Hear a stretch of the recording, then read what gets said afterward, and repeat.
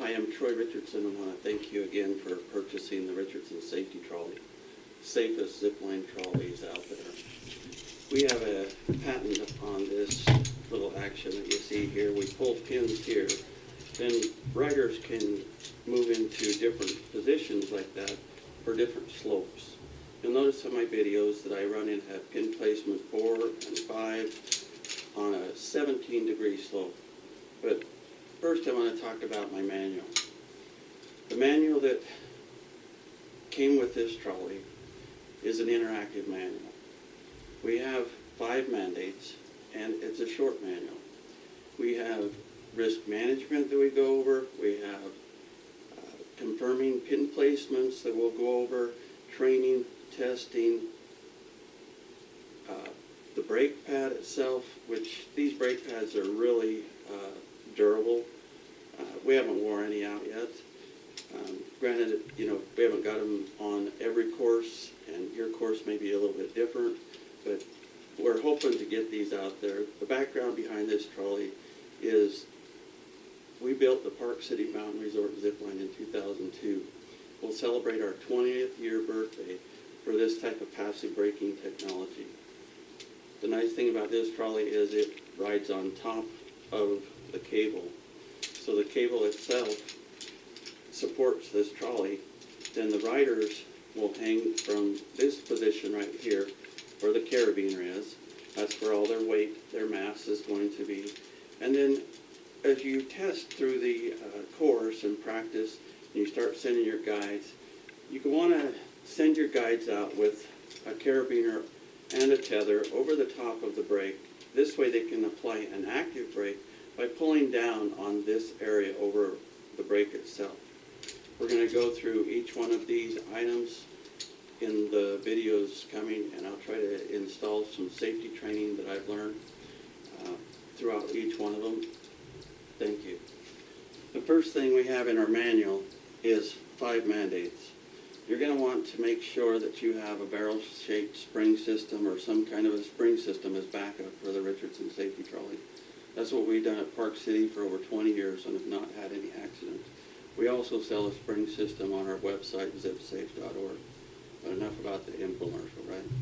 So you're going to want to document. There's a couple of ways you can document. I've provided some appendices where you can fill out your own or create your own, but you're going to want to know the time of day, the speed at the arrival, and how many springs were compressed.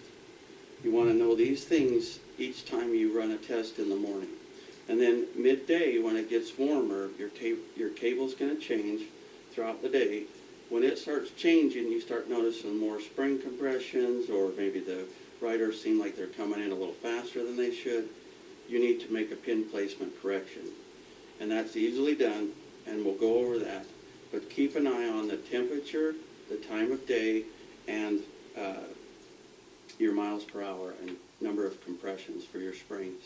Springs will tell you a lot, but you can always check your miles per hour with a GPS watch. That's what I've used. I've also used a Garmin 650 Rhino to test speeds. I also have a speed gun. There's lots of different ways you can do it.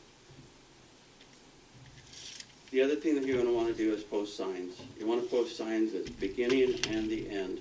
And this is a mandate that I recommend because I'm an expert who goes out and investigates whenever there's an accident.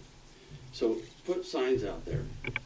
Keep me from finding a fault in you that's going to win a lawsuit. And the lawsuit may be somewhat frivolous, but if you haven't done what your due diligence is, then you're at fault, really. The plaintiff is going to win on something like that unless you can prove otherwise. So post signs, post very instructional signs, and then I recommend individuals videotape their testing.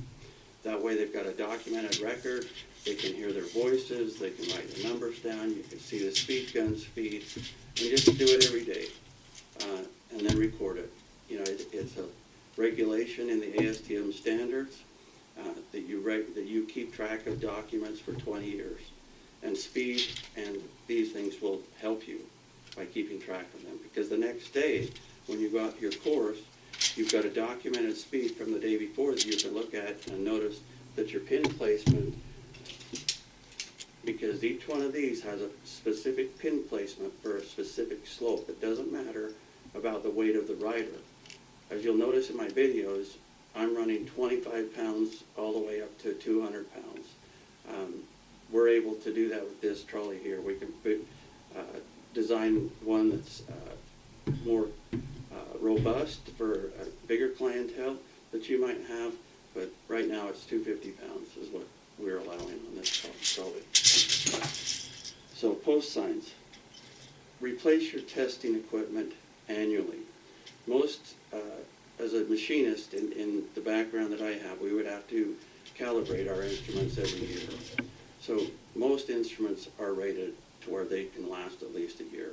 Find a good quality one, purchase it every year. It'll save you money by buying the right things, by GPS units, whatever. If you want to get them calibrated, you can, but $200 for a watch or something like that, just to take the risk out of your zipline course, is well worth the money.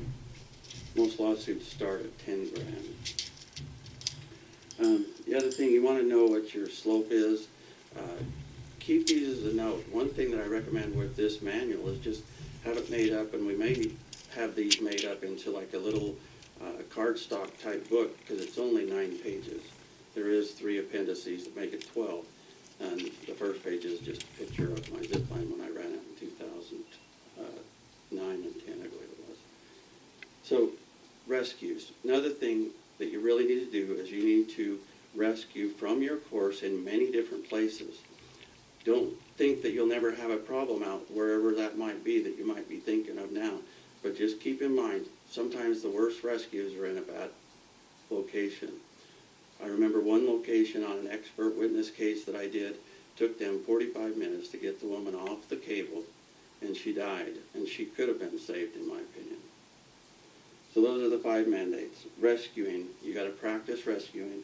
You've got to document your speed and your temperature every day, at least twice a day, so you know what pin placement for your trolley. You're going to want to replace your equipment annually. It's just better, and then keep the receipts. You know, doing everything that you're supposed to do is going to squash most summary judgments. You'll be able to get past, and your case will get thrown out on a summary judgment if you're doing everything you possibly can to make that patron safe and your participants. Just those 5 mandates: time, temperature, speed, replace your instruments. You can go over the manual. Refer back to the manual if you have any questions. Page 3 of 12.